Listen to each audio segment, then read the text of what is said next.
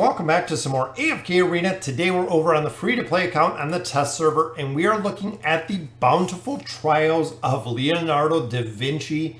So we're going to go ahead, we're going to break these down. If you guys have not seen his skills and abilities, it is very unique, but very cool to see him as a dimensional hero.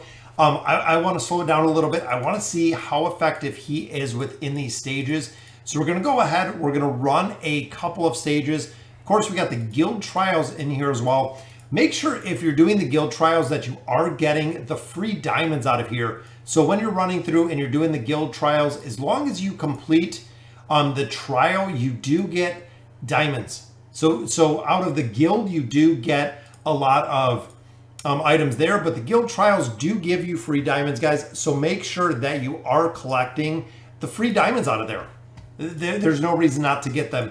All right, so we're going to move over to our right and see exactly how it's going to work with Leonardo. So we're going to run this with Arthur, and we're going to run it with Yukio. Yukio's a hero that a lot of players do not have. Isabella, and then we're going to go with Oden. So we have pretty dynamic team here. Again, I just want to slow it down a little bit because I want to see how effective he really is. See, in the back, he's fighting a totem, but he did paint up a couple targets, which is one of his abilities. And then when he ults, he will actually put them in frames, and they are frozen, guys. Screg was frozen, Nemitsu was frozen. Very cool to see the massive crowd control that he offers there. 4.11, 2.83, so definitely doing a significant amount of damage with those team cops. And of course, our mailbox is full after we did our summoning session. All right, so this team's going to run Arthur, and then we're going to run Entendre. Leo is going to go right to the bottom. We're going to run, look at the combination, Mahira and Khazard, guys. Double, triple crowd control. The whole entire back row is crowd control, which is kind of crazy. But Mahira, of course, she has the mass mesmerize. And interesting combination with this one is running Leonardo with Khazard. Remember that when a hero suffers a crowd control effect or a negative effect, Khazard can actually increase the effect that is on the enemy by, I believe it is 60%. So that's huge, guys. That is a 60% increase to Mahira's mesmerize ability. That is a increase to Leonardo's ability, which is the reason why I think they have them running together. Even here, guys, Khazard has his multiple forms of crowd control. In addition to making everyone else's stronger, it's just kind of a win-win scenario. There we go. So we got the crowd control, the mesmerize ability up there. And Baden is pretty tough to kill, guys. But even though Leonardo died pretty early on that one, 8.2, 6.3, even almost 6 million there from Arthur. And we've really said from the beginning, Arthur does a considerable amount of damage. Even though he is a straight tank, he does still do a considerable amount of damage. This one we're going to run the same. It is going to be Arthur, and it's going to be Entendre. So there we go. He pulls Excalibur up, and Leo runs away, and then he paints up a couple targets right there. Still waiting for his crowd control, which he's... There we go. Look, all four of them, guys. 4 heroes were painted. 4 heroes were framed for the duration remaining of that battle. Very cool indeed, guys. 1.12 million, which again, his damage is kind of minimal, but he is not there for damage. A lot of players really have to understand the role that the heroes play when they look at Ullard as well. He is not there for damage. He's not going to be the one that is breaking the damage boards, but he's going to be the one that is crowd controlling everyone else. So this one again, Arthur, we're going with Yukio, Da Vinci going up front. Then we have Isabella and Oden, the same as the very first formation.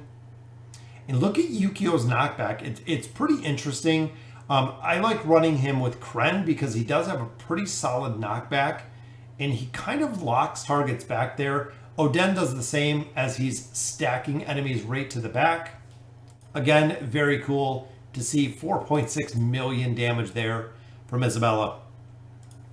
So moving up here, this is going to be another, again, the formations they run with this are kind of interesting. So Estrilda and Inoki, I don't know many players that are running Inoki, But we have Pippa for crowd control. We have Lorzen for shields and links. So that is going to be the final team that we're going to use here.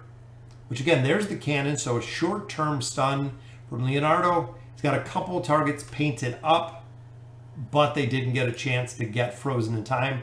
3.77. Cannon did some definite damage there. And I'd like to see him in the middle, possibly running with a Skarath combo because of those cannons, guys. I feel like they're a little bit underrated. See, he's got the shield there. Boom, there goes the cannons. Stuns the enemy team. He's got painted up, and there is the picture frames, guys. Damon is just sitting in his portrait right on the top right. We got a heal going on. And there we go. More targets are painted up. If he gets to ult, it's just going to be more frozen heroes, guys. But the immunity, that is where Alna comes in, just being super powerful because of that immunity factor that she brings. Oh, got it painted up, portrait, and done. So very cool indeed. Look at that, 3.74 million damage. Multiple forms of crowd control really do win the battle, guys.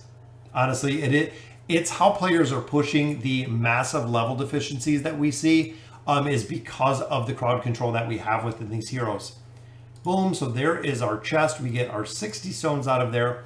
So looking kind of how he works. Of course, we have the cannon, and just a quick rundown of his abilities. I love the cannons because they do the stun. So enemies that are struck are stunned for 3 seconds, which is very cool. Using the ability evacuation immediately resets the cannon.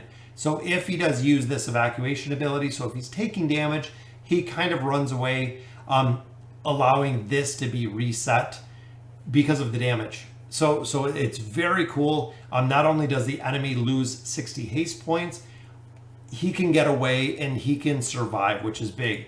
We've seen the arts attack where he actually painted targets. If the painted target is there, they have the tenacity reduced, they have the dodge reduced. But the big thing with the splashing paint on 2 targets is, of course, the work of art. Enemies that are splashed with paint, locking them in a portrait frame, paralyzing them for 8 seconds, guys. This ability can be triggered where there are enemies currently splashed with paint. So the faster that you can get the art attack up on enemies and then get him to ult, they are going to be frozen in the frames, just like you've seen there, with, of course, the ability to elude attacks and a second form of crowd control with the Renaissance Cannon, which is the reason why I absolutely love Leonardo da Vinci. I think he's going to be a solid addition to the team, and it's going to be interesting to see how well he works with Albedo, how well he works with a couple different formations to see exactly how it's going to work when he comes up on the live servers. So guys, that'll do it for the Trials of Leonardo. Let me know in the comments what you guys think, and as always, thank you guys for watching.